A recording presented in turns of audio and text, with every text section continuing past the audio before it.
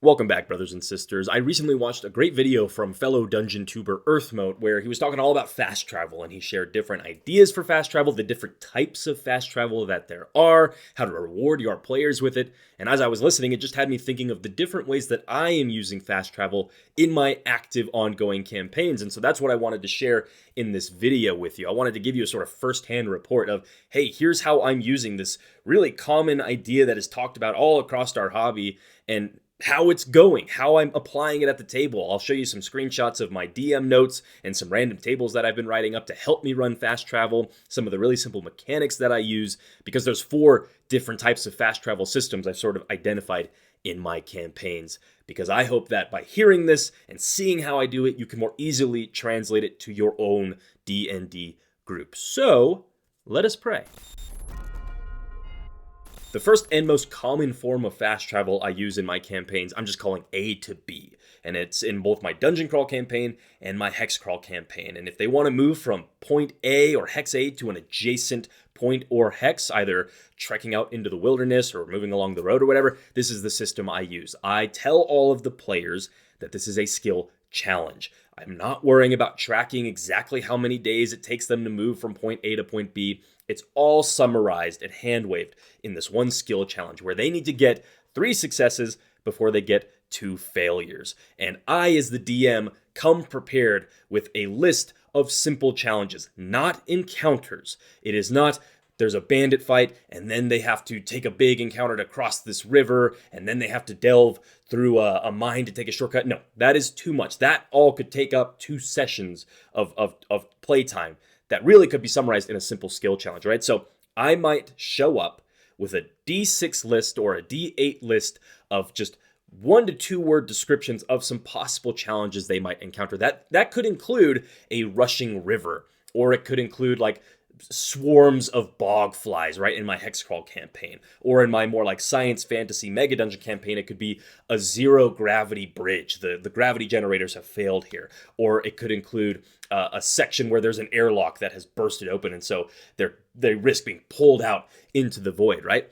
I will have the players in turn order roll a dice, and whatever they roll on that table is the challenge I present to them. I say, all right, here's what's going on, right? You're trekking through a section of bog, and it's just becoming thick with bog flies. They almost feel like they're trying to crawl into your mouths and get into your ears.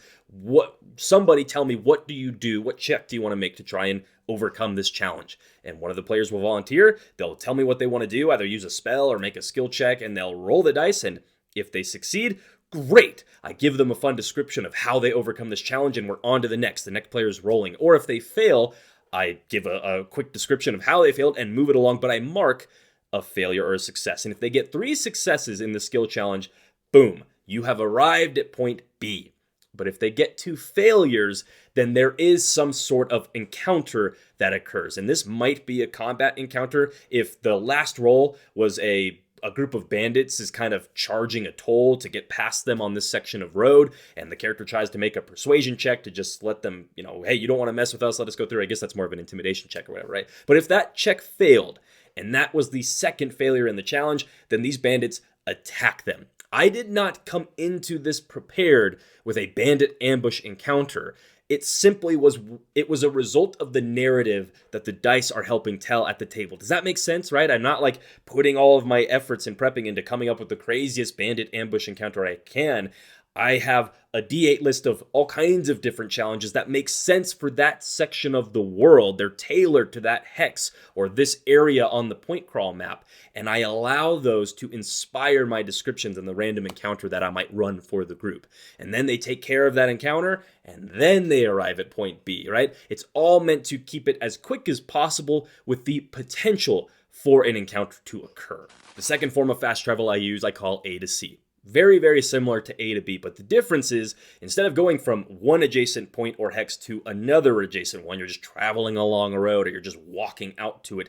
You're going A to C. You're taking a shortcut. You're skipping past something. You're skipping past point B. So in my point crawl campaign, how that works is it takes place on the Ark, the Arcane Repopulation Craft, this giant planet-sized mega cathedral, and there are connected points that I have pathways marked, and those are like the somewhat well-known routes through this giant dungeon world. But the players have the option to basically delve down into the Ark, into its forgotten crypts and tabernacles and things like that, to take a shortcut, to arrive at another point that would otherwise take them several days of travel to reach if they were to just follow the normal pilgrim's path. And in my Hexcrawl campaign, I haven't actually really used this in that one yet because it's a little newer, but the players might uncover a secret series of underground tunnels. And I don't have it all mapped out, but I just could tell the players these tunnels can connect you from the starting location of this town all the way over to the mountains. And they're so deep, they go beneath the bog, and you can avoid it altogether. You don't even have to sail or take a ferryman or trudge through the bog. You can just walk underground through it.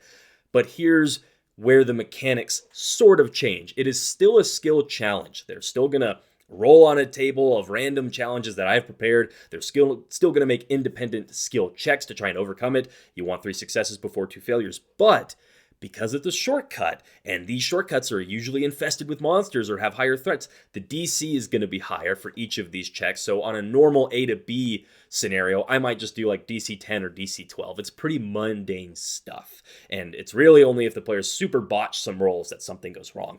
But because I want to convey to the players that this is a dangerous part of the world where bad things happen often, I might bump that DC up to 14, 16, 18, whatever makes sense for your world or however high level the party is, right? And then if they get 2 failures and they fail the skill challenge, then the encounter that I'm going to throw at them is going to be deadlier. If in this Hexcrawl scenario I described where there's this series of underground tunnels, maybe one of the things on my list that I prepared is that, oh yeah, there's basilisks down in this tunnel. Or, ooh, it floods often because it's beneath a bog. Then if they roll and fail, if the final thing they fail on is the basilisk roll, then I'm not just going to throw 1 basilisk at them. I'm going to have them roll a D4 or a D6. And that's how many basilisks are going to attack them when they accidentally stumble into one of their breeding caves, right? There's a bunch of basilisks nesting here. Or they're going, if they fail on the flooded tunnel roll, then they're going to be caught in a section of collapsed cave where water is spilling down and they're all at risk of drowning, and they just have to make some dex saves or some strength saves to swim backwards or to force their way up out of the water and reach an exit before they're all caught and drowned. It's deadly. And you want it to be deadly. You don't want your players to just be like, it's just going to be like any other encounter, because then they're not really making a decision. They're sort of able to treat A to C fast travel the same way they might treat A to B. And that's not what you want here. I find that what's really exciting and rewarding about this A to C fast travel shortcut mechanic is that it requires the players to make decisions. And in my point crawl campaign, my mega dungeon campaign, I have watched, my players have made the decision to stop taking a shortcut and take the safer path, even though it might cost them a couple extra days, simply because they want to avoid a deadly encounter. They have all agreed, like, it is not worth it. Sure, we might have some encounters along the way if we follow this marked out path, but they're not going to be as bad as some of these other things that have been thrown at us. So I really enjoy that component of it, the watch your players sit amongst each other and talk amongst each other and make a decision that revolves around the information you've given them about the world. It really enhances the verisimilitude of the setting, I think. The third form of fast travel I am using is teleportation nodes, and this is done exclusively in my Mega Dungeon campaign. So aboard the Ark, I have had teleportation nodes built all throughout the interior. The third form of fast travel I'm using is teleportation nodes, and this is done exclusively right now in my Mega Dungeon campaign. So aboard the Ark, the church had teleportation nodes built all throughout its interior, so that the third form of fast travel I'm using is teleportation nodes, and it's basically exactly what you're imagining, but this is done exclusively right now in my Mega Dungeon campaign. So aboard the Ark, the church had teleportation nodes built all throughout its interior so that the archbishops and the Inquisition could move throughout the church quickly and address issues of heresy whenever they sprang up, right? And it's been so long, though, aboard this world that many of these nodes have been forgotten. They've fallen into ruin. There's nobody currently occupying that point on the map where the node even exists. And so my players are able to, during their exploration, as they're doing the A to B or A to C travel, they can uncover these nodes. And that very recently happened in a previous campaign. The party was exploring the Polaris Temple. temple dedicated to an angel of gravity, and there was this giant mechanism within it that created artificial gravity for this section of the arc, and there were these giant metal planets that were kind of held up orbiting around the shrine at the top of the room. And the encounter that occurred within this point, it resulted in a character death, which was very tragic. But the priests that the party saved from these zombies were so grateful and kind of indebted to the party that they revealed that within one of these metal planets was one of these teleportation nodes. So they lowered it down and allowed the party to use it to quickly travel back to a different dungeon they had discovered earlier in the campaign, where they had a replicator shrine, which was basically a reincarnation shrine that had 1d4 uses that they could get out of it, and they rolled a 2. So they've used one of their 2 uses for it. But that was really, really cool. The party, despite having this tragic loss, unlocked this new form of fast travel. And when they unlocked it, actually, this is a different group who found one of these through less dire circumstances, but when they found their teleportation node, I had them roll a d4. And that was how many other nodes it was currently synced to. Over the thousands of years, many of those other teleportation node points that it was once connected to have kind of glitched out, or the arcane rune codes that would have connected them have faltered, or the magics have faded, or whatever. But now this party has access to a couple different nodes scattered across the map. I had them roll a D100 because this map has 100 points on it. And now they have fun, different scattered areas of the arc that at some point, whenever they kind of wrap up whatever part of the campaign they're doing now, they can just jump to that area. But it is not a walk up, pull a lever, the teleportation portal activates. No. In this setting, it requires a tithing to use this teleportation node. So the party has to give a diamond worth 100 gold piece to this teleportation in a sort of ritual, and that's what activates it. So,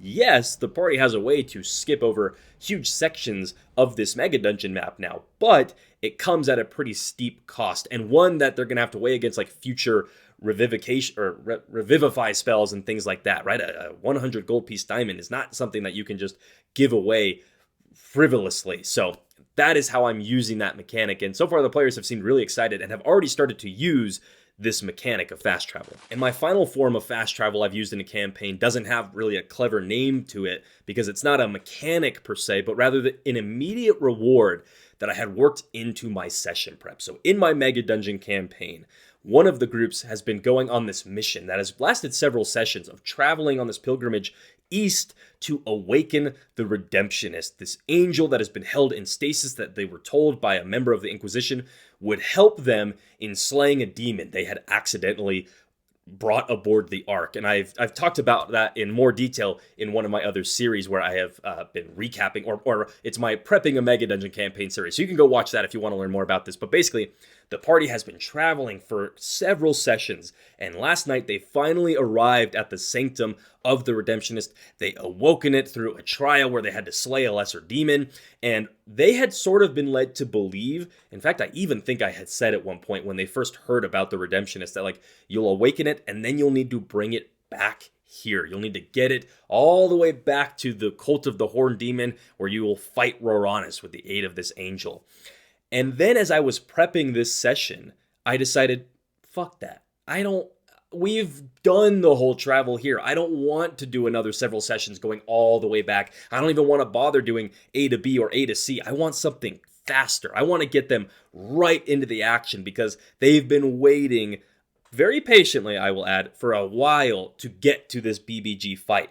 It would be so lame to have this giant angel and just have to kind of like walk with it on a leash to just like, all right, come on, follow me. So I decided as part of my prep, nope, the angel is going to open a teleportation portal for them. I didn't worry about, does this angel have that spell prep? Does this make sense? I didn't care.